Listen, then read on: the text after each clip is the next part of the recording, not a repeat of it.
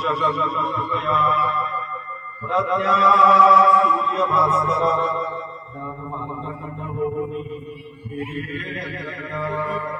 जयाच्या कीर्तने धन्य होय पांडुरंग जयाने चालविला नाम भक्ती मार्ग सोपा नमस्कार माझा माय बाबा श्री संताची चरणावरील साष्टांग दंडवत विश्रांती पावलो सांभाळा मंदिर वाढल्या प्रेम तुझे कृपेच्या वरचे डवरली काया नवे आडारीसे बुद्ध देऊ तुका आणि मज घडता सेवा पूर्व पुण्य ठेवा ओढावला राजर्षी शिवराजे समर्थने गाथा दयाचे स्मरा उद्धारा सकळ जनांशी शिकवा सन्मार्ग दावा करा मध्यस्थी नची खोटी कर्मकांड करणे पूजा स्वतःही करा वर्षाची नियमना सकळ मंगळ स्मरण संतांस करा। प्रस्तुत प्रसंगी आज आपण सेवेसाठी घेतलेला अत्यंत उत्कृष्ट असा धर्माचं महत्व सांगणार आणि धर्मामध्ये घुसलेल्या अवलंबनाचं पाखंडाचं खंडन करायला सांगणारा हा अत्यंत महत्वाचा धर्म अभंग आहे। हा अभंग जगातल्या कोणत्याही कालखंडाला लागतो म्हणून अभंग आहे ते तुकोबरायांच्या कालखंडातला पण आपल्याला बघायचा आहे आधुनिक भारताच्या कालखंडातली परिस्थिती ज्योतिराव फुले बाबासाहेब आंबेडकर आणि आताची परिस्थिती त्यामुळे उत्कृष्ट असा 4 चरणाचा तुकोबरायांचा अभंग आहे। अभंगाचा शब्दशः अर्थ होतो धर्माचं पालन करताना पाखंडाचं खंडन हे करावं लागेल आणि हे पाखंडाचं खंडन तीव्र शब्दात करावं लागेल ज्याप्रमाणे धनुष्याचा तीर एखाद्याच्या हृदयाला लागावा त्याप्रमाणे शब्दांचे प्रहार करून संत म्हणतात आम्ही पाखंडाचं खंडन करणार हे खंडन करताना आम्ही कुणाचीही भीड बाळगणार नाही असं तुकोबरायांच्या अभंगाचा शब्दशः अर्थ आहे। अभंग घेण्याचं प्रयोजन असं आहे की आज 11 एप्रिल राष्ट्रपिता क्रांतीसूर्य ज्योतिराव फुले साहेबांची जयंती आणि उद्याची 14 एप्रिल म्हणजे परवाला 14 एप्रिल ही परमपूज्य विश्वरत्न महामानव बोधिसत्व ज्योतिराव फुलेंचे खरे शिष्य डॉक्टर बाबासाहेब आंबेडकरांची 14 एप्रिलची जयंती अशा संयुक्त जयंती उत्सवाच्या निमित्ताने सर्वधर्मीय आपल्या जयंती मंडळाच्या वतीने हा कार्यक्रम आपण आयोजित केलेला आहे। त्यामुळे सगळ्या संतांना महापुरुषांना मी अभिवादन करतो। बुद्धानंतर जिजाऊ शिवबानंतर लहू फुलेनंतर शाहू आणि बाबासाहेबांच्या नंतर अण्णाभाऊ या परिवर्तनवादी चळवळीतल्या सगळ्या महापुरुषांना अभिवादन। आपण एकदा संतांनाही अभिवादन करूया। पांडुरंगा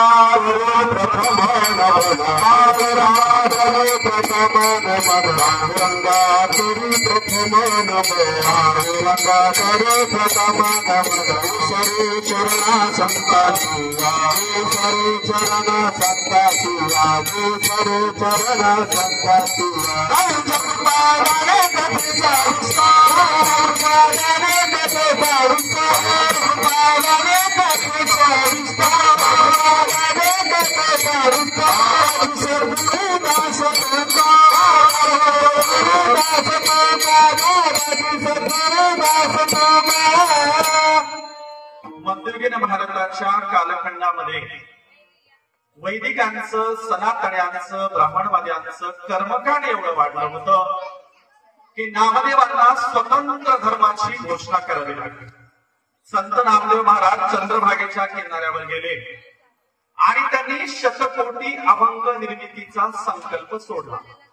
नामदेवराय म्हणाले पांडुरंगा तुझं गुणगान करणारे मी 100 कोटी अभंग गाणारे लिहिणारे जर माझ्याच्याने झाले नाही तर मी जीभ कापून हातावर देईन।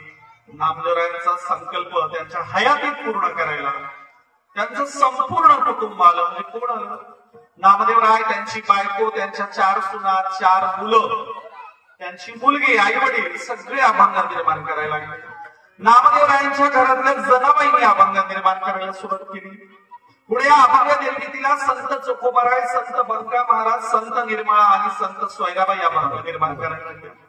पहिल्या संत मंडळाने म्हणजे गोरोबा काका, सावता महाराज सगळ्यांनी अभंग तयार केले, पण शतकोटी अभंग निर्मितीचा संकल्प काही पूर्ण झाला नाही. आणि मग 16व्या शतकामध्ये जगद्गुरु जगतवंद्य तुकोबरायांच्या स्वप्नामध्ये संत नामदेवराय आणि पांडुरंग आला आणि काय सांगितलं, नामदेवी केले स्वप्न माझी जागे, सवे पांडुरंगे येऊनिया, सांगितले काम करावे कवित्व, वावगे निमित्त बोलू नये. नामदेवराय आणि तुकोबरायांना सांगितलं की आता माझे उरलेले अभंग तुम्हाला लिहायचे, ते काम तुम्हाला पूर्ण करायचे. तुकोबराय कामाला लागले आणि मग शेतीविषयक अभंग लिहिले, लोकांना उपदेश करणारे अभंग लिहिले, लहान मुलांना अभ्यास कसा करावा अभंग लिहिले, स्त्रियांच्यासाठी संसार कसा करावा अभंग लिहिले, सगळ्या प्रकारचे अभंग लिहिले. त्याचबरोबर पाखंडाचं खंडन करणारे आणि खरा धर्म सांगणारे अभंग देखील तुकोबरायांनी लिहिले. त्या पाखंडी मतांचं खंडन करणाऱ्या प्रकारातला आजचा हा अभंग आहे. आणि म्हणून नामदेवरायांनी सांगितलं होतं, आम्हा सापडले वर्म करू भागवत धर्म. वैदिकांच्या सनातन्यांच्या धर्माला कंटाळून नामदेवरायांनी भागवत धर्म केला आणि मध्ययुगीन भारताच्या कालखंडात तुकोबरायांना प्रेरणा मानून, आधुनिक भारताच्या कालखंडात नामदेव तुकोबरायांना प्रेरणा म्हणून क्रांती सूर्य ज्योतिराव फुले साहेबांनी स्वतंत्र धर्माचा पाया घातला आणि सार्वजनिक सत्य धर्माचं प्रकटन केलं, धर्म काढला. महात्मा फुलेंनी सार्वजनिक सत्य धर्म काढला आणि अखंड लिहिले, नामदेवांनी भागवत धर्म काढला आणि अभंग लिहिले. त्यामुळे अभंग आणि अखंड याच्यात कुठलाही भेद नाही. अशा प्रकारे आधुनिक भारतामध्ये ज्योतिराव फुले संतांचंच उरलेलं कार्य करत होते. आपण ते पुढे बघूया. विठाला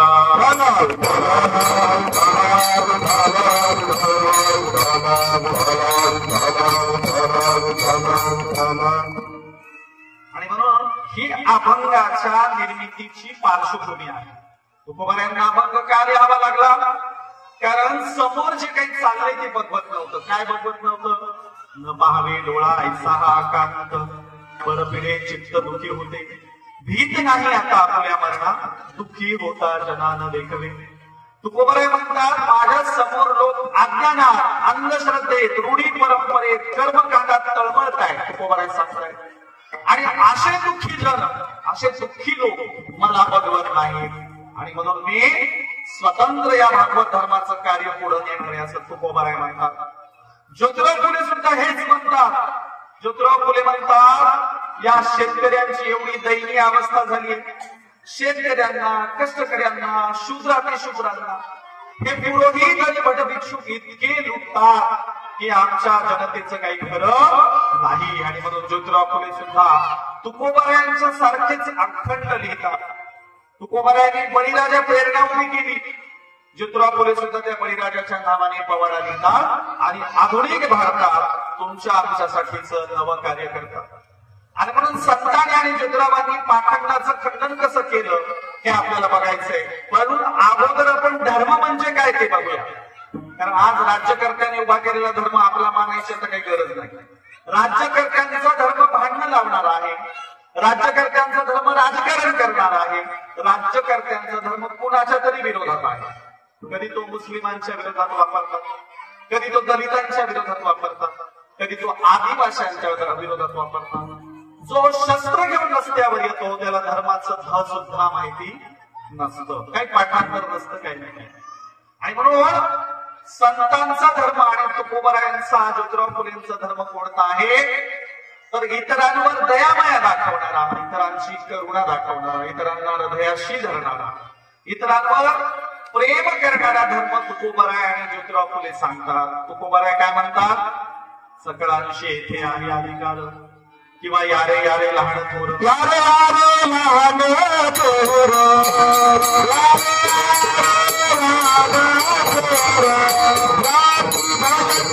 नारी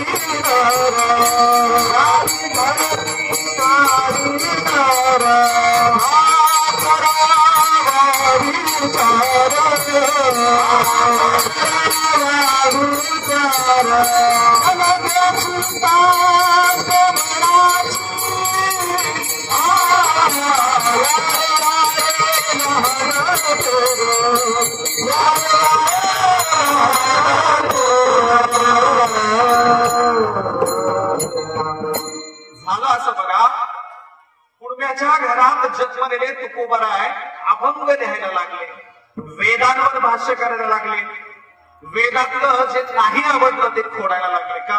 कारण ते एकदा म्हणाले तुका म्हणे काही वेदावीर्य शक्ती नाही, तुमच्या वेदामध्ये शक्तीच नाही, इथपर्यंत तुकोबरायांनी विधानं केली.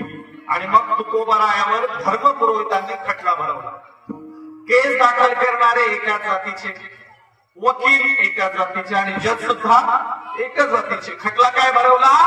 शूद्र तुकारामाला, कुलभटाच्या घरातल्या तुकारामाला ज्ञानाचे अधिकार नाही, ज्ञान भांडाराच्या चाव्या फक्त आमच्याच जाणव्याला, इतरांनी बोलायचं नाही, लिहायचं नाही. त्यामुळे तुकारामांनी लिहिलेले अभंग बुडवावे आणि आमची जाहीर माफी मागावी. तुकोबरायांना धर्मपीठाच्या पुढे उभं केलं आणि प्रश्न केला, तुकाराम तुम्ही अभंग गाता का? होय गाता. अभंग लिहिता का? होय लिहितो. तुम्हाला हे कोणी अधिकार दिले? तुकोबराय म्हणाले ज्ञानाचे अधिकार कुणाकडे मागायला जायची गरज नसते, अनुभवाले अंगा तो या जगा देत असे. आम्हाला अनुभव आले तर आम्ही ते जगाला द्यायला आलो.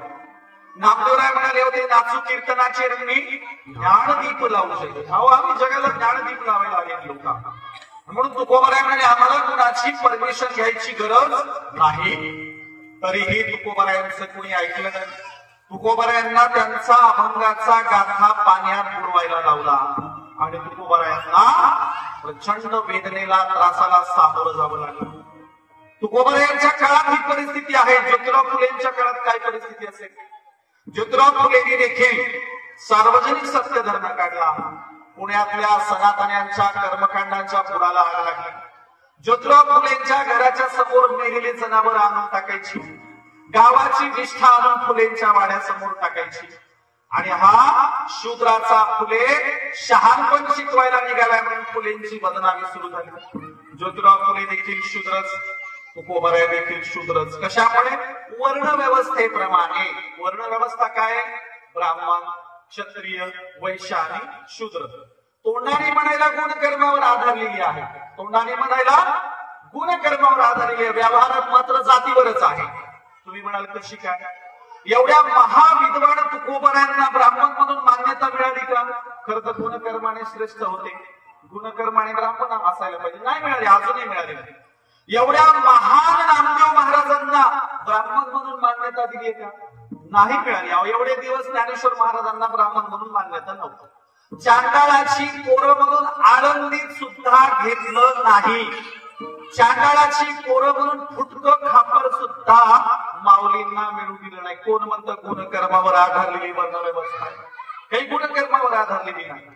आणि म्हणून ही जातीवरच आधारलेली वर्णव्यवस्था पहिल्यांदा आधुनिक भारतात मोडायला निघाले असतील तर ते क्रांतीसूर्य ज्योतिराव फुलेच आहे. हे म्हणाले आम्हाला तुमची असली वर्णव्यवस्थाही मान्य नाही, जाती व्यवस्था मान्य नाही.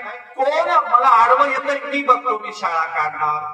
ज्योतिराव फुले सकाळी सकाळी उठले आणि अस्पृश्यांच्या वस्तीत गेले. एक लहान अस्पृश्याचं लेकरू, उघडं नागडं लेकरू कमरेवर घेतलं आणि ज्योतिराव फुले वेगाने पळत निघाले. आता फुले म्हणजे पुण्यातले श्रीमंत गृहस्थ, फार श्रीमंत. ज्योतिराव फुलेंना अस्पृश्य वस्तीतले म्हातारे कोतारे सकाळी सकाळी म्हणाले, ओ तात्यासाहेब आमचे लेकरं घेऊन कुठून निघालात? ज्योतिराव फुले म्हणाले त्यांना माणूस करायला नाही, माणूस करायला. लोक म्हणाले आम्ही काय जनावर आहेत का काय आमच्या लेकरांना माणूस करताय? ज्योतिराव फुले म्हणाले अहो जनावर तरी बरे, जनावरांना तरी पाणवठ्यावर पाणी पिता येतं, तुम्ही तर माणसासारखे माणसात तुम्हाला पाणवठ्यावर सुद्धा पाणी पिता येत नाही. पुण्यामध्ये भर दुपारी तुम्हाला एंट्री आहे, दिवसाला एंट्री नाही. आला तर पाठीमागे झाडू बांधायचा, कमरेला मडकं घ्यायची, अशी तुमची अवस्था. कशाची जनावर? त्याच्याही पलीकडची अवस्था आहे. ज्योतिराव फुलेंनी शाळा काढायला सुरुवात केली. दिवसाला शाळा चालवायच्या आणि रात्रीला ग्रंथ लिहायचे, ग्रंथ. एका दिवशी ज्योतिराव फुले ग्रंथातलं वाचन करून रस्त्यावर अर्ध्या रात्री येऊन हसायला लागले आणि ते म्हणाले या विराट महापुरुषाच्या तोंडातून 4 वर्णाची निर्मिती झाली. कुठून कुठून?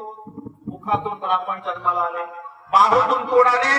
क्षत्रिय जन्माला आले, मानेमधून वैश्य जन्माला आले आणि पायातून शूद्र. असा विराट त्या महापुरुषाचा श्लोक आहे. ज्योतिराव मध्यरात्री हसायला लागले. लोक म्हणले तात्यासाहेब काय वेडे झाले का? म्हणले ब्राह्मणांनी लिहिलेले ग्रंथ वाचतोय, हसू नाही तर काय करू? का हसताय आम्हाला तरी सांगा. फुले म्हणाले ब्रह्मदेव कुठे कुठे बाळांतीन झाला बघा, म्हणले तोंडातून मी जन्माला घालायला. त्या मांड्यातून जन्म लागायलाय, ब्रह्मदेवाच्या बाळांपणाची कादंबरी वाचायला म्हणले. हाच उत्तर तुकोबारायांनी पण दिलं होतं. काय म्हणाले होते? मोक्ष पदा हनुनाथा, आम्ही मोक्ष भिक्ष मानत नाही. तुका म्हणे आम्ही विधीचे जनिते, स्वयंभू ऐके केले नव्हे. आम्ही स्वयंभूत, आम्हाला कोणी जन्माला घातलेलं नाही, तुकोबाराय सुद्धा म्हणाले. आणि म्हणून ज्योतिराव फुलेंनी धर्मग्रंथांची समीक्षा केली, धर्मग्रंथांच्या चुका काढल्या आणि लोकांना चांगला माणुसकीचा धर्म दाखवला. म्हणून खरा धर्म दाखवणारे नामदेव तुकोबाराय आणि ज्योतिराव फुले बाबासाहेब आंबेडकर. आधुनिक भारतात फुले आंबेडकर आणि मध्ययुगीन भारतात नामदेव तुकाराम, हेच खरं जोडपं.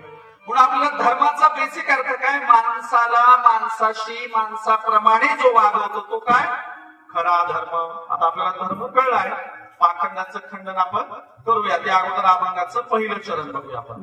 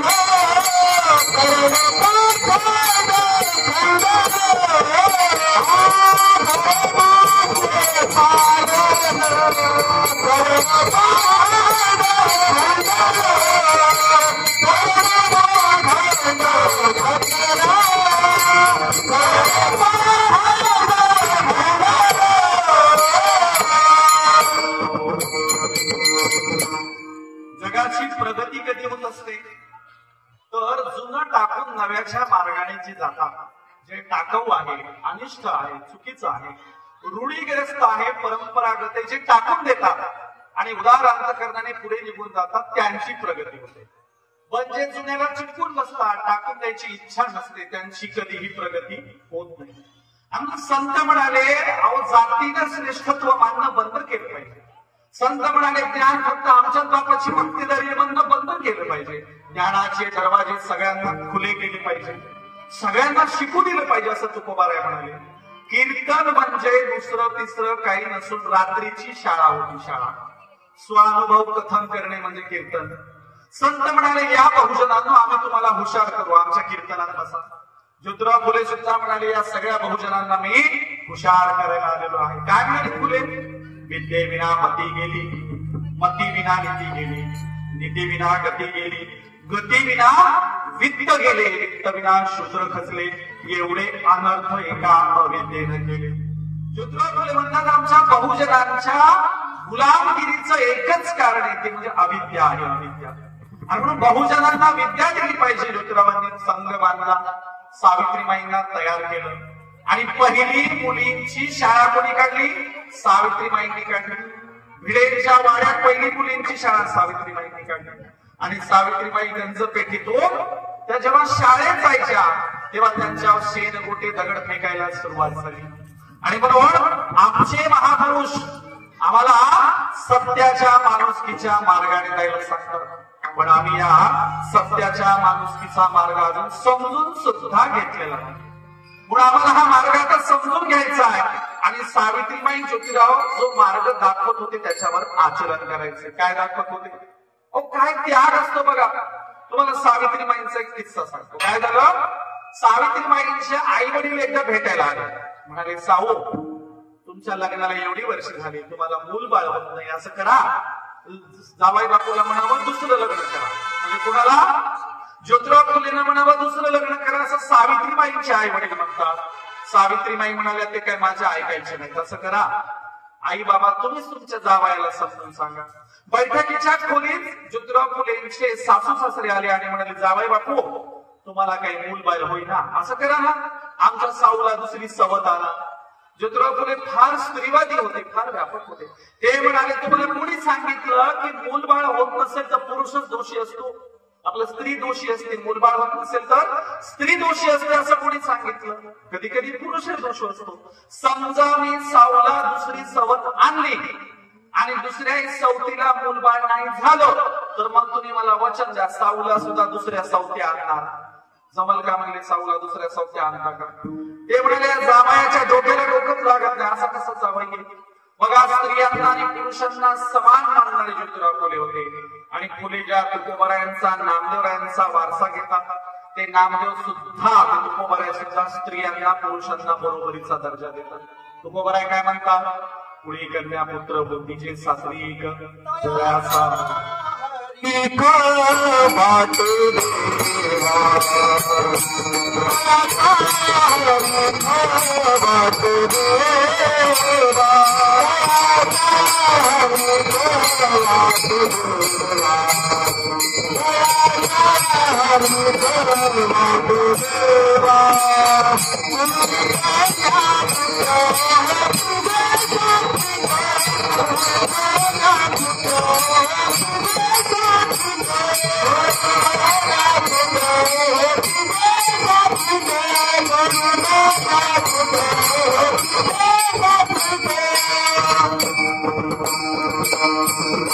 एवढंच काय, स्त्री आणि पुरुष निवडायची वेळ आली तुकोबाराय म्हणतात, आधी घरात कन्या झाली पाहिजे, मुलगी झाली पाहिजे आधी घरात, मग मुलगा.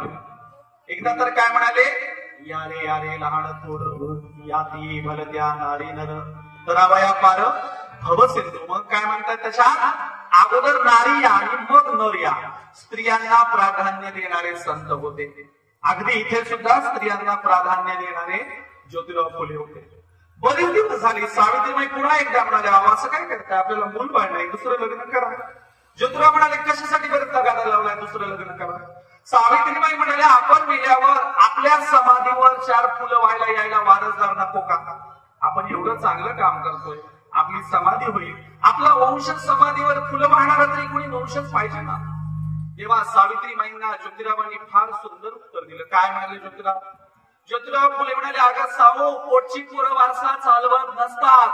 पोटची पोरं म्हातारा ढाळजत राहायला सोडतात, म्हातारीला पत्राचं घर करून देतात, शेतात नेऊन ठेवतात, नाही तर लय श्रीमंताच्या असेल तर अनाथ आश्रमात मायबापाला घालते. पोटची पोरं वारसा चालवतील याची गॅरंटी नाही. मग सावित्रीबाईंना म्हणाले, ज्योतिराव हे बघ साऊ, कदाचित आपल्या जिवंतपणी कोणी वारसदार येणार नाही, पण मी गॅरंटी देतो आपण मेल्यावर तरी आपल्या विचारांचा असा एक तरी वारस येईल आणि आपलं उरलेलं सगळं कार्य पुढे चालवेल. ज्योतिराव फुले गेल्याच्या नंतर ज्याचा 1 वर्षाने जन्म झाला, ज्याने फुलेंना कधीही बघितलं नाही, जो जागतिक दर्जाचं शिक्षण घेऊन आला आणि ज्याने फुलेंच्या गंज पेठेतल्या वाड्यातल्या समाधीवर डोकं टेकवलं आणि ज्याने फुलेंचं राहिलेलं उरलेलं सगळं तंतोतंत काम पुढे नेलं, ते ज्योतिराव फुलेंचे खरे वारसदार म्हणजे डॉक्टर बाबासाहेब आंबेडकर आहेत. विठाला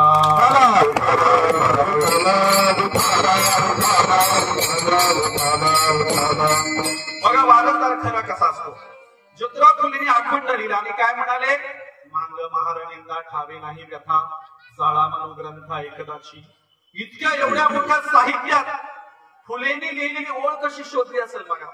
फुले म्हणाले, आमची सदैव निंदा केली जाते, आम्हाला कोणी जवळ धरत नाही, कोणी विहिरी पाणी पिऊ देत नाही, आमचे प्रचंड हाल आहे, आमची सदैव निंदा केली जाते, पण आमच्याबद्दल चांगलं एक धर्मग्रंथ चांगलं बोलला नाही.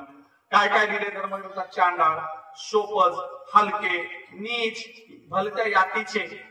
हर कधीतरी आमच्याबद्दल एखादा चांगला शब्द पाहिजे, असला म्हणून ग्रंथ जाळला पाहिजे. कोण म्हणतं? ज्योतिराव फुले.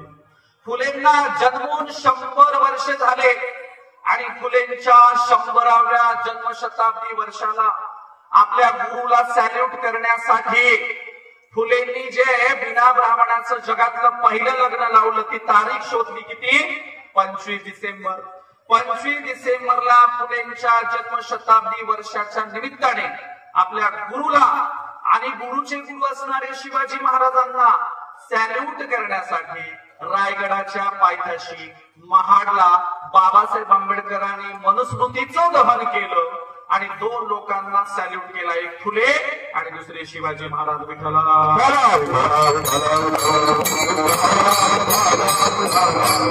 कस काय 2 लोकांना सॅल्यूट केला? कस काय केलं? फुलेंना तर त्रास झाला हो, पण एवढा मोठा मराठ्याच्या घरात जन्मलेला राजा, शेतकऱ्यांचा, कष्टकऱ्यांचा, रयतेचा, कुळवाड्यांचा राजा, पण त्याही राजाला बोटावर नाचवायचा प्रयत्न झाला. सांगितलं नंद अंतम क्षत्रिय अंतम. ज्या दिवशी नंद घराण्याचा अंत झाला त्या दिवशी सगळे क्षत्रिय संपले. त्यामुळे शिवाजी महाराज तुम्ही क्षत्रिय नाही, त्यामुळे तुमचा राज्याभिषेक सोहळा आम्ही करणार नाही. शिवाजी महाराजांच्या राज्याभिषेक सोहळ्याला विरोध झाला. महाराष्ट्रातला एकही पुरोहित राज्याभिषेक करायला तयार नाही. शिवरायांना शूद्र ठरवलं, शूद्र. म्हणून तुकोबाराय देखील एका अभंगात म्हणतात. काय म्हणतात? बरे झालो देवा शूद्र वंशी जन्मलो, नसता दंभेची असतो मेलो. बरं झालं शूद्राच्या कुंभटाच्या घरात जन्माला आलो, नाही तर दंभाने गर्वाने फुगून मेलो असतो. मग शिवरायांना विरोध झाला. महाराष्ट्रातल्या एकही पुरोहितांनी राज्याभिषेक केला नाही. काशीवरून वजनाच्या बरोबर सोनं देऊन विकत घेऊन पुरोहितांना लागला गागाभट्ट आणि राज्याभिषेक सोहळा केला. म्हणून शिवरायांचा अपमान झाला, ज्योतिराव फुलेंचा अपमान झाला. आणि फुले तर शिवाजी महाराजांना गुरु मानतात. फुलेंनी पहिली जगातली शिवजयंती साजरी केली. फुलेंनी जगातलं पहिलं शिवरायांवर पुस्तक लिहिलं, पहिला पवाडा लिहिला आणि जगातली पहिली शिवजयंती फुलेंनी साजरी केली. म्हणून फुले शिवाजी महाराजांना गुरु मानतात. म्हणून फुलेंच्या गुरुच्याही अपमानाचा बदला रायगडच्या पायथ्याशी घेतला आणि फुले म्हणतात त्याप्रमाणे जन्मशताब्दी वर्षाला फुलेंनाही सॅल्यूट केला. असा वैचारिक शिष्य झाला पाहिजे. वैचारिक. जातीचे वारसदार नसतात. वारसदार कसे पाहिजे? मतीचे पाहिजे, बुद्धीचे, विचारांचे वारसदार पाहिजे. आणि म्हणून अशी ही गुरु शिष्याची जोडी आहे ज्योतिराव फुले आणि बाबासाहेब आंबेडकरांची. आणि यांनी आधुनिक भारतात जे पाखंड माजवलं होतं त्या पाखंडावर खंडन केलं, मनुस्मृतीचं दहन केलं आणि समतेचं संविधान दिलं. समतेचं संविधान. काय दिलं समतेचं संविधान? समतेच्या संविधानातलं एकच कलम सांगतो, आर्टिकल 15. काय सांगतं आर्टिकल 15? जात, धर्म, पंथ, वंश, संप्रदाय याच्यावरून सार्वजनिक आणि खाजगी ठिकाणी कुठेही भेदभाव करता येणार नाही. इतकं समतेचं संविधान दिलं. हे संविधान येण्याच्या अगोदर भारतात असं कधीही नव्हतं. उच्च जातीयांच्या कॉलनीत अस्पृश्याला जाता येत नव्हतं. इतका जातीयवाद देशात होता. मनुस्मृतीचं दहन केलं आणि समतेचं संविधान बाबासाहेबांनी दिलं. आणि म्हणून बाबासाहेबांचं स्वप्न प्रबुद्ध भारत, ज्योतिरावांचं स्वप्न बळीस्थान उभं करायचं आणि आमच्या संतांचं स्वप्न प्रत्येक गावात पंढरपूर उभं करायचं. प्रत्येक गावात. कसं पंढरपूर? भेदभाव विसरून सगळे फुगड्या खेळतील, सगळे आनंदाने राहतील आणि सगळे गुड्या गोविंदाने नांदतील असं पंढरपूर करायचं. पंढरपुरात आपण कुणाची जात विचारतो का? कुणाच्याही पाला जातो, जेवण करतो, मिठी मारतो, फुगड्या खेळतो, जात धर्म विचारतो. पुन्हा आम्हाला समतेचं पंढरपूर उभं करायचं. संत काय म्हणाले? वाराणसी गया सगळं बघून बसलो. काय द्या वाराणसी गया? वाराणसी गया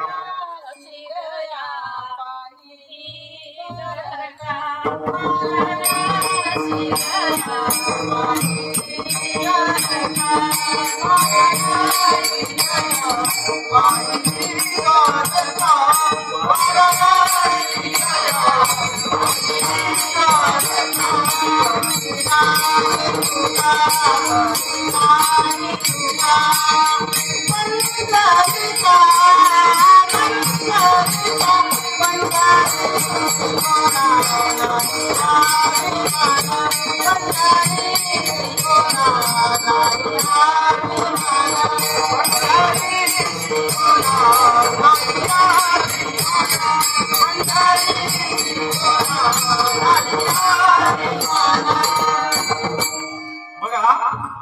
तुकोबाराय म्हणाले सगळे तीर्थक्षेत्र बघून बसलो, तिथं काही समता नाही, बंधुभाव नाही, घाटावर मारामाऱ्या करतात, नुसत्या मारा. म्हणून आमच्या विठ्ठलाची सर कुठेही येणार नाही. आम्हाला फक्त एकच तीर्थक्षेत्र पंढरपूर, एकच नदी चंद्रभागा. वाचे म्हणता गंगा गंगा, सकल पापे जाती भंगा. आम्हाला वाचेन जरी गंगा गंगा म्हटलं तरी आमची सगळी पाप जातात. आता आम्हाला अति कर्मकांडात आणि उत्तरेकडच्या तीर्थक्षेत्रात अडकवून टाकू नका, असं संतांचं म्हणणं. म्हणून संत म्हणाले की आता आपल्याला समतेचं पंढरपूर उभं करायचं. ज्योतिराव फुले म्हणाले आम्हाला बळीराजाचं बळीस्थान हवंय. बाबासाहेब म्हणाले आम्हाला प्रबुद्ध भारत, बुद्धाच्या विचारांचा, समतेच्या विचारांचा प्रबुद्ध भारत उभा करायचा. संत रविदास म्हणाले आम्हाला बेगमपुरा उभा करायचा. बेगमपुरा म्हणजे काय? जिथे कोणताही गम नाही, गम जिथे सगळे आनंदाने राहतील, कुणालाच गम नाही, तो बेगमपुरा आम्हाला उभा करायचा, असं रविदास महाराज म्हणाले. रविदास महाराज म्हणाले गुण कर्तृत्वाने श्रेष्ठ म्हणावं. काय म्हणाले रविदास महाराज? एके ठिकाणी सांगतात, दोहा लिहितात, काय म्हणतात? रैदास ब्राह्मण पूजिये जो हो गुणहीन, पूजिये चरण चांडाल के जो हो गुण परवे. ब्राह्मणाच्या घरात नालायक जन्माला आला, पाया पडावं का? नाही. पण अस्पृश्याच्या वस्तीत विद्वान जन्माला आला, पाया पडावं की नाही? आणि म्हणून अस्पृश्याच्या वस्तीत महाविद्वान, जागतिक दर्जाचा विद्वान बाबासाहेब आंबेडकर जन्माला आले, पाया पडलं पाहिजे, वारसा चालवला पाहिजे, फोटो लावला पाहिजे, बाबासाहेबांचा विचार घेतला पाहिजे. एक तरी बाबासाहेबांचं पुस्तक प्रत्येकाने वाचलं पाहिजे. बाबासाहेबांचं जाऊ द्या, महिलांच्यासाठी सांगतो, रमाईचं एक पुस्तक तुम्ही प्रत्येकीनं नक्की वाचलं पाहिजे. कोणतं पुस्तक? यशवंत मनोरांची रमाई. किती जणांनी वाचली? हात वर करा. यशवंत मनोरांची रमाई. आमच्या मिसाळ मॅडमच्यासाठी एकदा जोरदार टाळ्या. बघा, यशवंत मनोरांच्या रमाईतलं पुस्तकातला एक प्रसंग सांगतो. काय झालं? बाबासाहेब आंबेडकर विदेशातून शिकून आले आणि शिकून आल्याच्या नंतर शाहू महाराजांनी, मराठ्याच्या घरातल्या राजांनी बाबासाहेब आंबेडकरांची कोल्हापुरात हत्तीवरून मिरवणूक काढली. का काढली? सगळ्यांना प्रेरणा मिळावी. एका गरीबाच्या घरातला माणूस एवढा जागतिक दर्जाचं शिक्षण घेतो, आपण पण शिकावं, शिक्षणाने माणूस मोठा होतो, ही प्रेरणा देण्यासाठी शाहू महाराजांनी कोल्हापुरात बाबासाहेबांची हत्तीवरून मिरवणूक काढली. मिरवणूक कुठे गेली? शाहू महाराजच्या पॅलेस समोर गेली, राजवाड्यासमोर. हत्ती खाली बसला. बाबासाहेब अंबारीतून उतरले. उतरल्याच्या नंतर बाबासाहेबांच्या डोकं गोडखं होतं, डोक्यावर काहीच नाही. शाहू महाराजांनी स्वतःच्या डोक्यावरचा भला मोठा लाल रंगाचा जरीचा फेटा काढला आणि बाबासाहेबांच्या डोक्यावर घातला आणि काय म्हणाले? आजपासून राजेशाही संपली, देशाचे ज्ञानाचे राजे तुम्ही झालात, इथून पुढे तुमचा काळ सुरू होईल. बाबासाहेबांच्या डोक्यावर फेटा घातला. बाबासाहेब घरी गेल्याच्या नंतर हातातला लाल रंगाचा जरीचा फेटा काढून रमाईच्या हातात दिला. रमाईला फेट्याची घडी केली आणि तो कुठे ठेवला? सदकात ठेवला. बरेच दिवस झाले इंग्रज अधिकाऱ्यांनी बाबासाहेब आंबेडकरांचा एक सत्कार समारंभ ठेवला आणि सत्कार समारंभात इंग्रज अधिकारी म्हणाले, मिस्टर आंबेडकर, तुम्ही तर कार्यक्रमाला नेहमीच येता, जरा तुमच्या मिसेसला घेऊन या की, रमाईला घेऊन या. बाबासाहेब म्हणाले, नाही यायची, ती साधी मुळी आहे, घर काम करते. नाही, मिसेसला आणल्याशिवाय सत्कार होणार. बाबासाहेबांनी घरी निरोप पाठवला, रामूला म्हणावं तयार होऊन ये, मी इकडेच कार्यक्रमाला येणार आहे. रमाईने विचार केला, आहे तसं बोलवलं असतं तर गेली असते, पण तयार होऊन जायचं म्हणजे कसं जायचं? आमच्या रमाईने विचार केला, काय करावं? दोरावरच्या सगळ्या साड्या काढल्या, कोणती फाटलेली आहे, कोणतीला पदर नाही, कोणतीला नखी नाही, कोणतीला छिद्र पडलेत. काही साड्या दांड्या केलेल्या होत्या, दांड्या केलेल्या. आमच्या आजीला दांडी केलेली साडी कळत असेल, बाकीची कोणाला कळणार नाही. ह्या सगळ्या नव्या आहेत, यांना पुढे बाप जर दांडी केलेली साडी घालायला कळत. यांच्या तर कपाटात मावता कपाटाचा जरा जोगडलं की पडतात साड्या. दांडी केलेली साडी म्हणजे दोन वेगवेगळ्या रंगाच्या साड्या उभ्या शिवलेल्या, दोन वेगळ्या रंगाची एकत्र शिवलेली साडी. अशा आमच्या रमाईला साड्या, एक साडी करत नाही. बाबासाहेब म्हणतात तयार होऊन कसं जायचं? रमाईला विचार केला, मधल्या घरात गेली आणि त्या सदकातला शाहू राजाचा लाल रंगाचा जरीचा फेटा माझ्या रामूने काढला आणि माझ्या रामूने बाबासाहेबांची लाज राखण्यासाठी शाहू महाराजांचा जरीचा फेटा नेसला आणि त्या इंग्रजांच्या स्टेजवर रमाई अगोदर जाऊन बसल्या. बाबासाहेब गाडीतून उतरले आणि स्टेजच्या दिशेने जायला लागले. बघतात तर का, अरे माझी रामू, इतका भारीचा लाल रंगाचा शालू कुणाचा बरं नेसून आली? बाबासाहेब जसे जसे स्टेजच्या दिशेने जातात तसं लक्षात येतं, अरे माझी रामू, माझी लाज राखण्यासाठी जाण्यासाठी शाहू महाराजांचा फेटाने सुटला. अरे मी लंडनला गेलो, एवढ्या देशात फिरलो, पण माझ्या रामूला कधी मी शालू आणू शकलो नाही. माझ्या रामूला कधी मी दागिना करू शकलो नाही. उलट तिनं मनी ऑर्डर करून माझं शिक्षण पूर्ण केलं. एवढा मोठा त्याग जगातल्या कोणाच्याच बायकोचा नसेल असे बाबासाहेब विचार करत होते. बाबासाहेबांनी विचार केला, स्टेजवर गेल्यावर रामूकडे बघावं तर तिला रडून कोसळेल, माझी रामू रडेल. आणि हे रामूने रमाईने विचार केला, साहेबांकडे बघावं तर साहेबांच्या डोळ्यात पाणी आलं तर काय करायचं. रमाईनं खाली बघायला सुरुवात केली, स्वतःच्या पायाकडे रमाई बघायला. बाबासाहेब गेले, स्टेजवर बसले, रमाईकडे बघेच ना, दोघांचंही हृदय भरून आलं. बाबासाहेब मनात विचार करतात, रामू अगं तुझे उपकार कुठं फेडू, एवढा मोठा त्याग माझ्यासाठी तू केलास. कार्यक्रम संपला, दोघेही घरी गेले. घरी गेल्याच्या नंतर साहेबांनी गळ्यातला कोट काढून रमाईच्या हातात दिला. रमाईच्या डोळ्याला अश्रुधारा लागल्या होत्या आणि रमाईचे अश्रू साहेबांच्या पोटावर पडत होते. साहेब म्हणाले, रामू तुला एक वचन देतो, मी माझ्या या सगळ्या हजारो कोटी जनतेला सांगेन, एक वेळचा आंबेडकरांचा त्याग विसरला तरी चालेल, पण माझ्या रामूचा त्याग कधी विसरायचा नाही. रामूमुळे तुम्हाला एवढे चांगले दिवस आलेत, रामूमुळे तुम्हाला एवढे सगळं आले.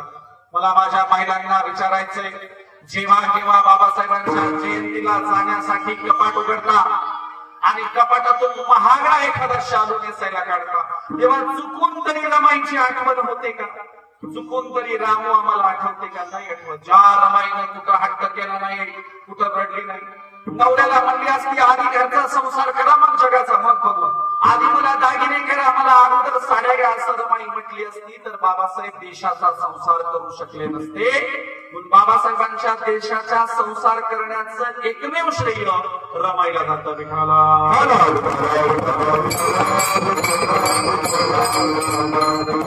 अशा आपल्या सगळ्याच महापुरुषांनी त्याग केलाय. सावित्रीबाईंनी किती केला? आस्पर्शाचं लेकरू खांद्यावर कंबरेवर घेऊन जाताना सावित्रीबाई गेल्या. सावित्रीबाई आपल्याला सोडून गेल्या. बाबाजी गायकवाड नावाचं लेकरू प्लेग झाला आणि सावित्रीबाईंना माहितीये प्लेगच्या माणसाला उचलून घेतला, हात लावला तर आपण मरू शकतो. हे माहिती असताना देखील सावित्रीबाई लेकराला दवाखान्यात नेता नेता जीव गेला सावित्रीबाईंचा.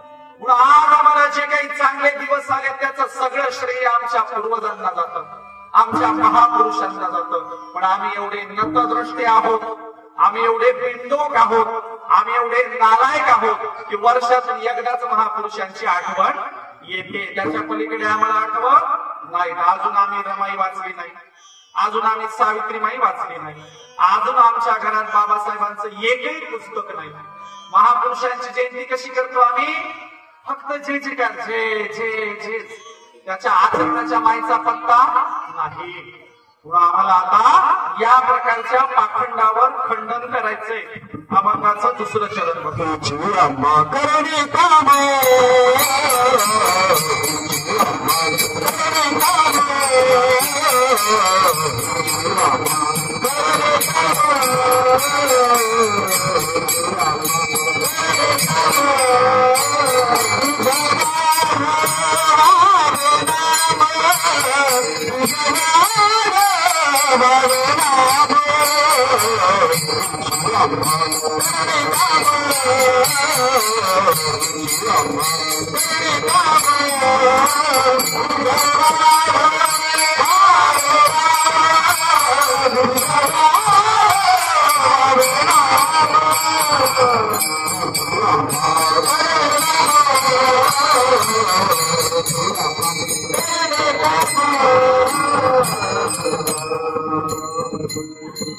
आमच्या संतांनी निर्गुण निराकार चराचरातला ईश्वर सांगितला.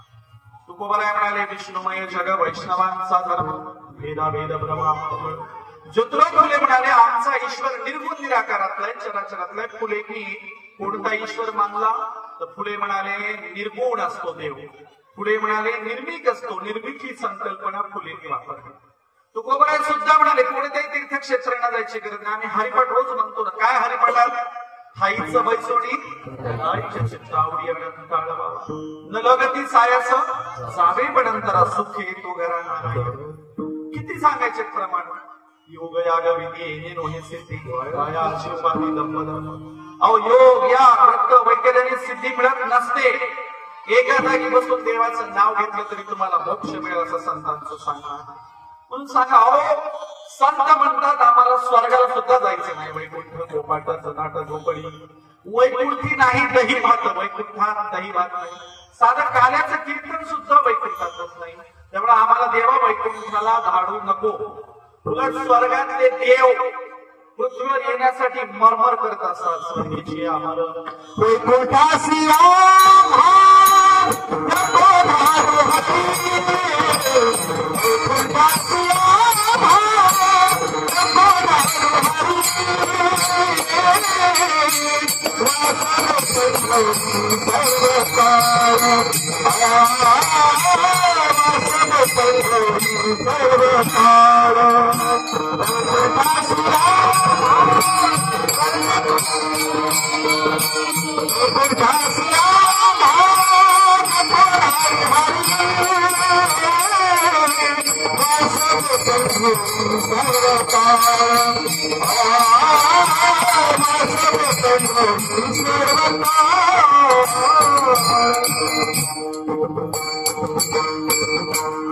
संत सांगतात आम्हाला स्वर्गाचा सुखाचं प्रलोभन दाखवू नका.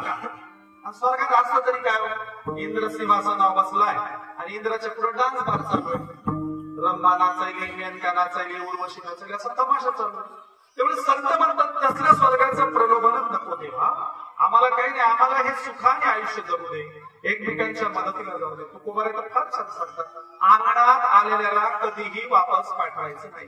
संत तुम्हाला कुणाला निख दूध देणं नाही झालं, किंवा ताकाचे तरी उपकार करा, किंवा कुणाला जेवायला नाही घालता आलं तर फुकटचं पाणी तरी माझं संत म्हणतात नका घालून दूध जया पुढे सार ताकाचे उपकार तरी किमान ताकाचे उपकार करा. अजून काय, भूतदया गाई पशुचे पादळ ताणिल्या जीवन वना माझी.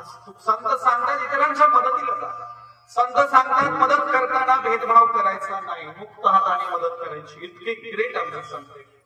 म्हणून तेच काम पुढे ज्योतिराव फुले बाबासाहेब आंबेडकर चालवतात. बघा बाबासाहेबांचं वाचन कसं असेल.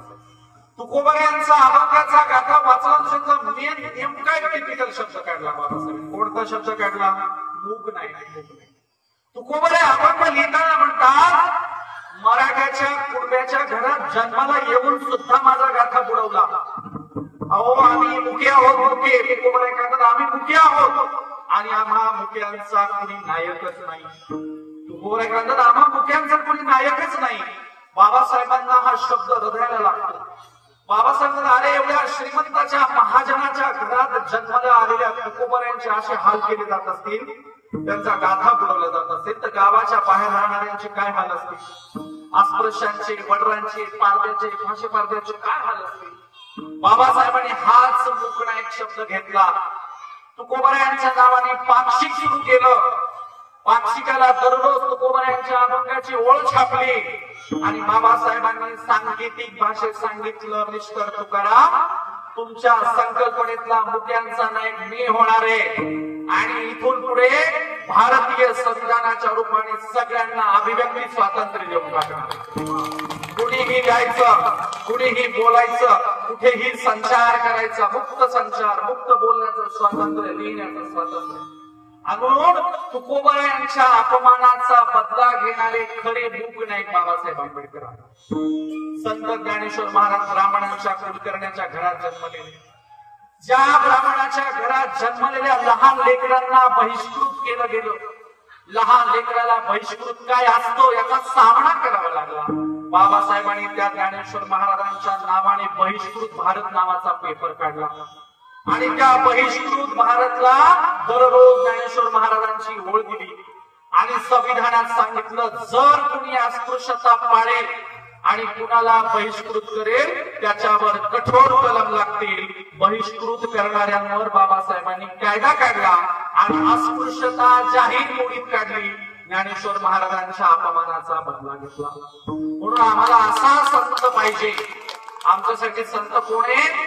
तर जसे नामदेव आहेत, तुकोबार आहेत, तसे ज्योतिराव फुले आणि बाबासाहेब आंबेडकर आमच्यासाठी संत आहेत. गाडगे महाराज तुकडोजी महाराजांच्या सारखे बाबासाहेब आंबेडकर संत आहेत. अहो ही गोष्ट गाडगे महाराजांना कळली होती म्हणून गाडगे महाराजांची आणि बाबासाहेबांची भेट झाली. गाडगे महाराजांच्या कीर्तनात बाबासाहेब खाली बसायचे मगाशी मिसाळता एक सांगत होते, इतक्या ग्रेट व्यक्तिमत्व आज माझ्या कीर्तनात उभे ज्यांना साक्षात संत भगवान बाबांचा स्पर्श झालाय, भगवान बाबांचे आशीर्वाद लाभले तशा मिसाळताई आहे. मिसाळताईच्या भगवान बाबांचा वारसा, समतेचा वारसा इथे चालवताय. त्या भगवान बाबांची आणि बाबासाहेबांची सुद्धा 3 वेळा भेट झाली होती. म्हणजे बाबासाहेब गाडगे महाराजांना, भगवान बाबांना फार मानायचे. त्या गाडगे महाराजांच्या, भगवान बाबांच्या समोर बाबासाहेब आंबेडकर बसायचे आणि म्हणून गाडगे महाराजांना कडून चुकलं की हा माणूस प्रचंड मोठा आहे. म्हणून गाडगे महाराज प्रत्येक कीर्तनात एक उदाहरण द्यायचे, म्हणायचे बाबांनो, एक वेळचं जेवणाचं ताट मोडा पण तुमच्या मुलाबाळांना बाबासाहेब आंबेडकरांसारखं शिकवा. आंबेडकरांचा वारसा कीर्तन सांगणारे गाडगे महाराज होते. आणि म्हणून गाडगे महाराजांनी शेवटच्या काळात स्वतःच्या सगळ्या धर्मशाळा, विशेषतः पंढरपूरची धर्मशाळा बाबासाहेब आंबेडकरांना दान देऊन टाकली. त्यांच्या पीपल्स एज्युकेशन सोसायटीला स्वतःच्या धर्मशाळा दान देणारे गाडगे महाराज होते. म्हणून बाबासाहेबांचं वारकरी संप्रदायाचं लय जवळचं नाते, फुलेंचं आणि वारकरी संप्रदायाचं लय जवळचं नाते, पण आम्हाला कोणी सांगितलंच नाही. आमचं कसं झालं, या गादीवर उभं राहायचं आणि भांडण लावायचे धंदे चालू झाले. कसे भांडण लावायचे धंदे? हे कीर्तनकार म्हणाले कोणी कुणाचं नसतं, नवरा नवऱ्याचा नसतो, बायको बायकोची नसते. नवरा म्हणजे उशाचा साप असतोय, कीर्तनकार इथे म्हणाले उभं राहून. बाजूला मी टाळ घेऊन उभा होतो. मी म्हणजे नवरा उशाचा साप असतो, मग बायको काय पायथ्याची धाबी नसते का? मी मूळ भांडण लावायचे धंदे अलीकडे चालू आहे. समता नाही सांगायची, बंधुभाव नाही सांगायचा, द्वेष करायचा, द्वेष. म्हणून आम्हाला संत म्हणतात नामस्मरणाचं बीज वाढवायचंय. आणि हे नामस्मरणाचं बीज समतेचं आहे, एकोप्याचं आहे, बंधुभावाचं आहे, सगळ्यांना जोडणार आहे, सगळ्यांचा उद्धार करणार आहे, सगळ्यांना इथेच मुक्ती देणार आमचं नामस्मरणाचं बीज आहे. आणि म्हणून हे नामस्मरणाचं बीज कुणी लावलं? माऊली सांगतात, इवलेशे रोप लावीने द्वारा त्याचा वेल गेला गगनामध्ये. आणि हे नामस्मरणाचं छोटस बीज संतांनी लावलं, त्याचा वेल आज कुठल्या गगनाला गेलेला आहे. हे नामस्मरणाचं बीज आहे. म्हणून आपण अभंगाचं 3रं चरण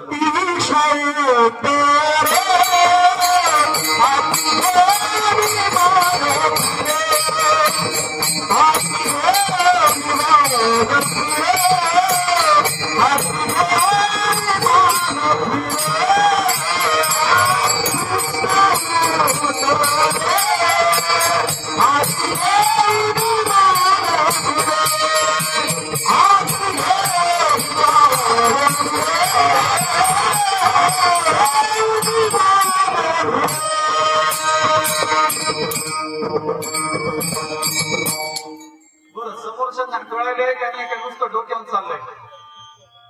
काय आपल्या लोकांचं असं किती सांगा, इथून कार्यक्रम संपला की हाय तसंच आहे. एका ठिकाणी कीर्तन संपलं, नेमकी लाईट गेली, मी बाजूलाच उभं आणि एक जण म्हणते माईच्यांची बाले भारी बोलते, दुसरं म्हणला चलतच राहते, होतच राहते, धांडाच आहे म्हणला ते आमचा. आपण काही मनावर घ्यायचं नाही म्हणलं, आपलं असं आहे. आपलं किती सांगावं. म्हणजे काही लोक सांगकामी असतात, काही बेदकामी असतात, काही ऐकू कामी असतात, काही निर्लज्ज असतात.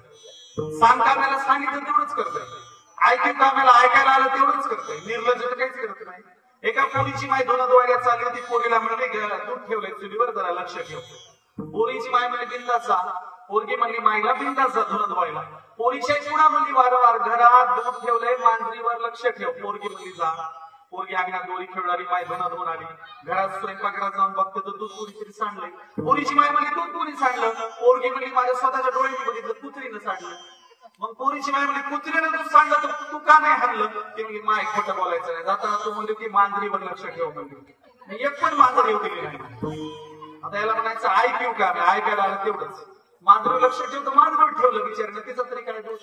सांगकामी कशी असते? एक मालक सासरवाडीला निघाला. सासरवाडीला निघाल्यावर गाव लागलं आणि गाव लागल्याबरोबर घोड्यावर बसून चालले होते. नोकर मागवता, मालक पुढे घोड्या बसला होता. भिजवणीचे शेत लागले, भिजवणीचे गाव लागल्यामुळे थंडी वाटली, थंडी वाजायला लागली. मग मालक नौकरला म्हणला, ए पाठीमागे शाल होती ना खांद्यावर, ती जरा डोक्यावर टाका. नौकर म्हणला मालक ती शाल तर मागच्याच फाट्यावर पडली, म्हणजे स्वतःच्या डोळ्याने बघितली. मालक म्हणजे आता घोड्यावरची शाल खाली पडली, तू का घेतली नाही? मालक म्हणला आपण सांगितल्याशिवाय मनानं काही काम करतच नाही, तुम्ही सांगितलं नाही तर घ्यायची कशी काय? नोकर म्हणला बाबा तुझ्या आता पाया पडतो. मालक म्हणला आता घोड्यावरच काहीही पडू देऊ नको, लक्षात ठेव. नोकर म्हणला मालक सांगितलं तुमचा शब्द सर आखोबे, मला आता काही पडू देणार. गाव लागलं, मालक घोड्यावर उतरला आणि पुढे सासऱ्याच्या घराकडे निघाला. नोकरला म्हणला तू घोडं बांधून ये मागून. नोकर घोडं बांधून मागून यायला निघाला. घोड्यानं लीद टाकायला सुरुवात केली. लीद मालकांना सांगितले घोड्यावरचं काही पडू द्यायचं नाही. नोकरांना लीद हातात घ्यायला सुरुवात केली. आता हातात लीद बसना, त्याचं गठुडं बांधलं. गठुडं डोक्यावर घेतलं, घोडा बांधला आणि मागून त्या सासऱ्याच्या वाड्यात शिरला. अख्खं गाव म्हणाले याचा सासरा म्हणताय याचा जावई लई चेंबूट आहे, कंजूस आहे. आणि याच्या जावईने तर काय आणलं की म्हणजे गठुड्यातून गरम गरम वाफा निघायला म्हणजे. आता वाड्यात घुसले. वाड्यात घुसल्या सासरा एवढा खुश झाला. सासरा म्हणला आमचा जावई एवढा चेंबूट आहे, पण आज काय आणलं की गठुडं आणलं त्याच्यातून वाफा निघायला. नौकर सासऱ्याला म्हणाला कुठं टाकलं. सासऱ्यानं मधल्या लादण्याच्या खोलीत नेलं. टाकलं इथं गठुडं. टाकलं, सगळा वाडा भर वास, सगळा वास सुटला. सासरा हळूच जावायला जाऊन विचारते जावई बापू काय आणले रे भारी वास यायला. जावई म्हणला मी तर काय आणलं नाही. नोकरला बोललो तू काय आणलं नुसता वास सुटलाय. नोकर म्हणला मला खोटं बोलायचं नाही, तुम्हीच म्हणले होते घोड्यावरचं काही पडू द्यायचं नाही. लीद आहे असं आहे. काही सांग कामे असतात, काही ऐकू कामे असतात, काही निर्लज्ज असतात. निर्लज्जाचं कसं करत काहीच नाही, नुसतं आवाज द्या. आणि मग निर्लज्जांची तर इतकी संख्या झाली. एक निर्लज्ज मध्यरात्री तिजोरी फोडायला निघाला आणि तिजोरीवर हातोडा मारणार. तोच त्याला बाजूला पाटी दिसली. पाटीवर लिहिलं होतं कृपया तिजोरीवर अवजड वस्तूंचा प्रहार करू. तिजोरी मोडली, तुटली तर तिचा परत उपयोग व्हायचा नाही. हा होता निर्लज्ज. मला म्हटलं कशाला मध्यरात्री ठाकाठोकी करायची. बाजूला लिहिलेली पाटी वाचली आणि पाठीवर लिहिलं होतं तिजोरीवर अवजड वस्तूंचा प्रहार करू नका. बाजूला लाल रंगाचं बटन आहे ते दाबा म्हणजे तिजोरी आपोआप उघडे. चोराने हातोडा दिला बाजूला टाकून आणि लाल रंगाचं बटन दाबलं. तो ऐकवाय बाजूला पोलीसची गाडी आली पकडून घेऊन गेली. आता गप्प बसाव की नाही. पोलीसवाल्यानं म्हणतोय माझी लय दिवसाची इच्छा होती मला पोलीसच्या गाडीत पुढच्या तोंडाला बसायचं नाही. पोलीसवाले म्हणले पकडलं ते गेलं कोणीकडे पुढच्या तोंडाला बसायला. मर बस म्हणले बाबा बसला. एक पोलीसवाला म्हणला तुला लय दिवस झालं शोधत होतो, आज रंगे हात सापडला. म्हणला बोलत होतो काय म्हणतोय. हा म्हणतोय आपला तर माणुसकीवरचा विश्वासच उडालाय. म्हणला अहो माणुसकी ना तिजोरी न फोडता बटन दाबलं काय माणुसकीच राहिलं नाही म्हणजे पकडून घेऊन चालले. असं कुठं असते का म्हणले. हा निर्लज्ज बाजारात गेला. एक बाई पेरू विकत होती जांब. गर्दीतून हात घातला, जांब खात खात निघाला. त्याला वाटलं बाईनं बघितलं नाही काय की बाईनं बघितलं. गर्दी बाजूला केली आणि चोराला कॉलरला धरून बाजारात भूताना पाडला तर पाडला. असा मारला मारून बाईची चप्पल तुटली. याने खाली पडला आणि हुक्कत सुनही केलं. मग तिने कंटाळून मारून तुटलेली चप्पल फेकून दिली. जाबच विकायच्या जागेवर जाऊन बसली. याच्या भोवती लोक जमलेले होते. त्याचा एक मला मूर्खेच करे अरे 2 रुपयाच्या जांबासाठी इतका मार खाल्लास. 2 रुपये दिले असते तर जाम नसतं खाल्लं. मग हे खालून वरतून करून म्हणते मग काय झालं मला तिची चप्पल तुटलीच की मला. निर्लज्जाला किती मारा पुरा खापा काय कसं. हाच निर्लज्ज एका जाडजुडबाईच्या घरात चोरी करायला गेला आणि अंधारामध्ये तिजोरीचं बटन समजून रेडूचं बटन दाबलं. रेडू लागला. जाडजुडबाई उठली. चोराला रंगे हात पकडला. त्याच्या छातीवर बसलं. छातीवर बसल्यावर नौकराला म्हणाली जा रे बाबा पोलीसवाल्यांना घेऊन ये. नौकर काय जायचं ना.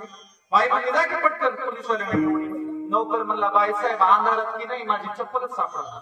चोर खालून म्हणते बाबा माझी घालून जाय पण पटकन जाय हे वजन काय सहनच होईना म्हणला. अरे हिच्यापेक्षा मला ते पोलीसवाले बरे ते तरी छातीवर बसत नाही म्हणला. आणि तू पोलीसवाल्यांना आणेपर्यंत माझा दम वर जातो की काय पटकन घेऊन ये म्हणला पोलीसवाल्या. जेलमध्ये गेला. याच्या इकडून 3-4 पोलीसवाले तिकडून 3-4 पोलीसवाले छाती पुढे काढून चालायला. जेलर मध्ये याला काही नाद लज्जा शरम आहे का कसं छाती पुढे काढून यायला बघा बरं. जेलर म्हणले या जावाई बापू पहिल्यांदाच आले वाटतं. हा म्हणला नेहमीच येतो पण मिळवण्याची भेट पहिल्यांदाच पाहिली म्हणला. जाताना जेलर म्हणले इथून गेल्यावर चांगलं वागावं चांगलं बोलावं. मी हा तुम्हाला किस्सा का सांगितला. इथून गेल्यावर काहीतरी आचरणात आणायचा प्रयत्न करा. जीवनात काहीतरी अवलंबायचा प्रयत्न केला. पोलीसवाले जेलर त्या चोराला म्हणाले जेलमधून सुटल्यावर काय करशील. हा म्हणला बाजारात जाईल. जेलर म्हणले कशाला जाशील. हा म्हणला बॅटरी विकत घेईल. जेलर म्हणले बॅटरी विकत घेऊन काय करशील. म्हणला चोरी करेल. त्या जाडजुडबाईच्या घरात अंधारात काही दिसलंच नाही म्हणला. आता बॅटरी घेऊन सिस्टमॅटिक चोरी करेल म्हणला. आमच्याकडे हजारो वर्षापासून महापुरुष सांगायला आले. सगळ्यांनी सांगितलं नीट वागा रे नीट वागा रे नीट वागा. वागलो का आम्ही नीट नाही वागलो. म्हणून आता आम्ही या प्रकारची तीक्ष्ण उत्तर देऊन तुम्हाला दुरुस्त करायला आलो. बदललं पाहिजे. तुकोबाराय म्हणाले उजळावया आलो वाटा खरा खोटा निवाडा. अहो आम्ही खरा खोटा निवाडा करायला आलो, त्या वाटा उजळवायला. एकदा तर तुकोबरा इतके चिडले, शिवी देऊन म्हणाले. काय म्हणाले? किती सांगू तरी नाही कधी बटकीचे, पुढे शिकणीचे रडतील. अहो तुमच्या रडायची वेळ असं तुकोबराय म्हणाले. आज 8 दिवसात 10 शेतकऱ्यांच्या आत्महत्या होतात. आली की नाही रडायची वेळ? तुकोबरायांचं ऐकलं असं तर रडायची वेळ आली नसती. म्हणून आम्ही आता तरी बदललं पाहिजे. तुकोबराय म्हणाले, आता तरी पुढे हाच उपदेश, नका करुणा आयुष्याचा. अरे आता तरी बदलून घ्या स्वतःला, असं तुकोबरायांचं म्हणणं आहे. आणि म्हणून आम्हाला महापुरुषांच्या रस्त्याने जायचंय, महापुरुषांचा वारसा चालवायचा. मी नेहमी म्हणत असतो, ज्याच्या घरात नाही पुस्तकाचं कपाट त्याचं घर वरी होईल सपाट. चालत नसेल माथा तर वाचला पाहिजे बुद्ध तुकोबरायांचा गाथा. आणि ज्याच्या घरात नाही बुद्ध तुकोबांचा गाथा त्याच्या कमरात घाला 2 लाथा. अगोदर हाणला पाहिजे. म्हणून महापुरुषांची पुस्तकं वाचा. हेच तुम्हाला तीक्ष्ण उत्तर आहे अभंगाचं शेवटचं चरण. नाही भीरा भाडा, नाही भीरा भाडा,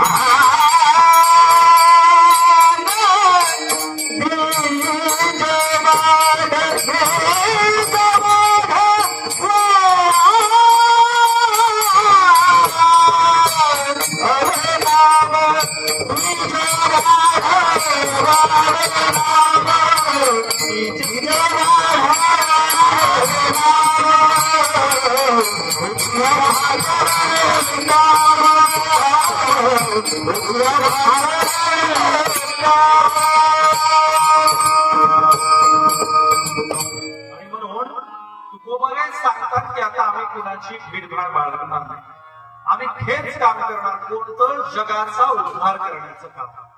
आणि हे जगाचा उद्धार करणार, जगांना माणुसकी शिकवणार, सद्भावना शिकवणार, जगाला ज्ञानाची काळ करायला शिकवणार. म्हणून संतांच्या म्हणण्याचा आणि ज्योतिराव फुले बाळासाहेबांच्या म्हणण्याचा सारांश शेवटच्या चरणाच्या वतीने सांगतोय. कुठला सारांश आहे? चांगलं जीवन जगा, शिक्षण घ्या, ज्ञानाची काळ करा, जगाच्या कानाकोपऱ्यात आम्ही गेलो पाहिजे. पुढच्या वर्षी किंवा पुढच्या 5-10 वर्षांनी तुमच्याकडे आलो आणि सहज विचारलं तर तुम्ही म्हणलं पाहिजे माझी सूनबाई ऑस्ट्रेलियाला असते, माझी मुलगी अमेरिकेत असते, आमचे जावाई रशियामध्ये आहेत. असं आमचं जगभर सोयरी पण असलं पाहिजे. पण आमचं उलट आहे, आमचं तालुक्याच्या बाहेर सोयरी पण जात नाही. मामाचं गाव तालुक्यावर, आजीचं माहेर तालुक्याच, पानवई कुठली गिरी तर तालुक्याची, तालुक्याच्या बाहेर आमचं सोयरी पण जात नाही. पण आम्ही जगाच्या कानाकोपऱ्यात जावा, आमचा इतका विकास व्हावा. संतांना अपेक्षित आम्ही समता पाळावी, बंधुभाव पाळावा. हे संतांचं सांगण्याचा मतितार्थ, हा संतांचा महापुरुषांचा सांगण्याचा मतितार्थ. आमचं उलट आम्ही रोज ते रिमोट घेऊन टीव्ही बघण्यातच बेजार आहे. टीव्ही बघण्यातच काय ती कोणती एक तरी सिरियल धड आहे का? नुसते भांडणं लावणार. सासा सुनांचे भांडणं त्या मालिकेत चालू आहे, ननंद भाऊजाचे भांडणं त्या मालिकेत चालू आहे. असल्या मालिका आम्ही बघतो. आणि मालिकेतली संपली मध्ये ऍड आली की ते ऍड पण तुम्हाला मूर्ख बनवणारे ऍड. काय त्या ऍड? एक ऍड आहे बघा, फेर इन लवली 7 दिनों में निखार पाहिजे. खरंच 7 दिवसात कोणी गोरं होतं का? मी आमच्या खेड्यात एक महिला देतो, तिला 7 नाही 2 वर्ष क्रीम लावून बघू आपण, गोरी होती का बघू. कुणी गोरं बिरत. पण ह्या सगळ्या प्रसाधनांच्या ऍड टीव्ही टेलिव्हिजनवर सांगा. अहो, सुंदरता गोऱ्या रंगात नसते. भारताच्या सौंदर्याचा रंग काळा आहे. आमचा कृष्ण काळा, आमचा विठ्ठल काळा, आमचा खंडोबा काळा, आमचा महादेव काळा. आम्ही द्रविड वंशाचे काळे लोक. सौंदर्याचा रंग कधीही गोरा नव्हता नसतो. पण उगाच काहीतरी फिरेल लावली लावा गोर म्हणून बघा, सुंदर कोणाला म्हणावं तर त्या ऐश्वर्या रायच्या गालाला मेकअप करायला वेगळीच बाई, ओठांचा मेकअप करायला वेगळीच बाई, कपाळाचा मेकअप करायला वेगळीच बाई, डोळ्यांचा मेकअप करायला 5-50 बाया मेकअप करायला. एसी गाडीमध्ये फिरते, एसी बनल्यात राहते, मग तर कुणी बी गोरं दिसत. आमची खेड्यातली बाई 2 दिवस शहरात येऊन राहिली तर गावाकडच्या बाया म्हणतात वा उजळल्या तुम्ही म्हणतात. आम्ही शहरात आल्या एरी उजळतो. आता ऐश्वर्या राय तर काय त्या एसी बंगल्यात राहते, एसी गाडीत, मग तर गोरी दिसलच. मी मला ऐश्वर्या रायला आमच्या छत्रपती संभाजीनगरच्या एखाद्या खेड्यात 2 दिवस खुरपायला आला. खुरपायला नाही काळी पडली तर नाव सांगणार नाही. एसीत राहिलं कोणी बी गोरं दिसतंय. येणं म्हणावं खेड्यात खुरपायला. म्हणून सौंदर्याचा रंग गोरा नसतो आणि दुसऱ्याच्या भाडीवर जगणारे कधीही सुंदर असू शकत नाही. सुंदर कोणाला म्हणावं?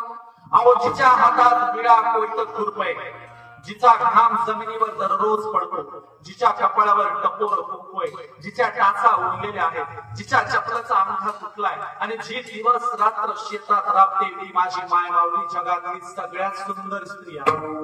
सुंदरता श्रम करण्यात असते, कष्ट करण्यात असते, आयत खाण्यात सुंदरता नसते.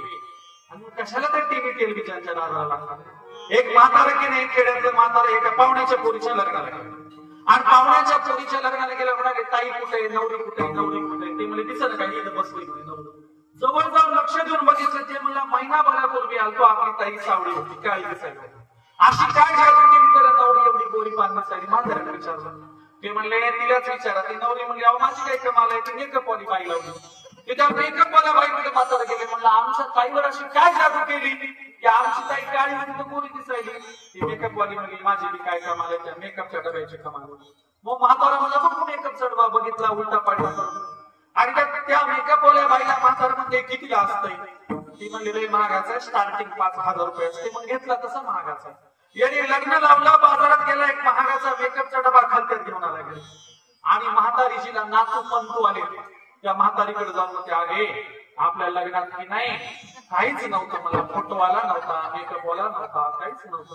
त्या काळात काहीच नव्हतं. म्हणलं फोटोवाल्याचं जाऊ दे, पण मेकअप आणलाय, जरा मेकअप कर की बघू दे किती कशी दिसते. अगं यानं जादू होती म्हणला, जादू एकदम वेगळीच दिसते. म्हातारीकडे तुम्हाला काही लाज लज्जा शरम नाही का? नातू लग्नाला आले, आता कुठं मेकअप करून जायचं? ते मला जायचं नाही, पण घरच्या घरी मला करून दाखवते. म्हातारीला लय नाद लावला.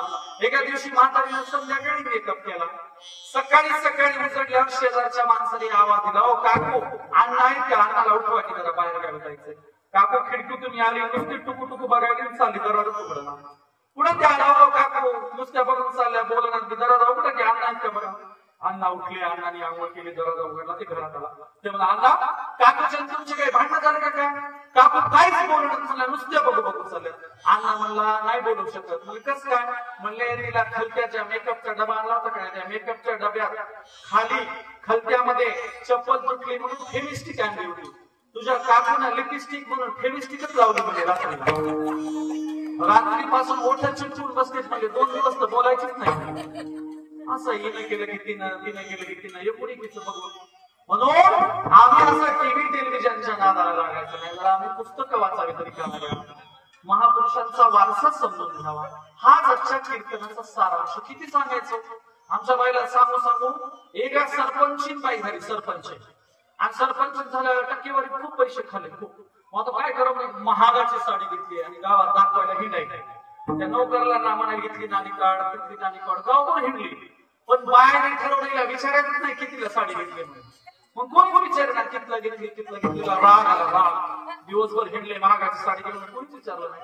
तन तन तन करत दिवस माळता बोळीच्या रस्त्याने घराकडे निघाले. दिवस माळता पाय आपटीतच अंधारामध्ये कुत्री झोपली ती कुत्रीच्या शेपटीवर पाय पडला.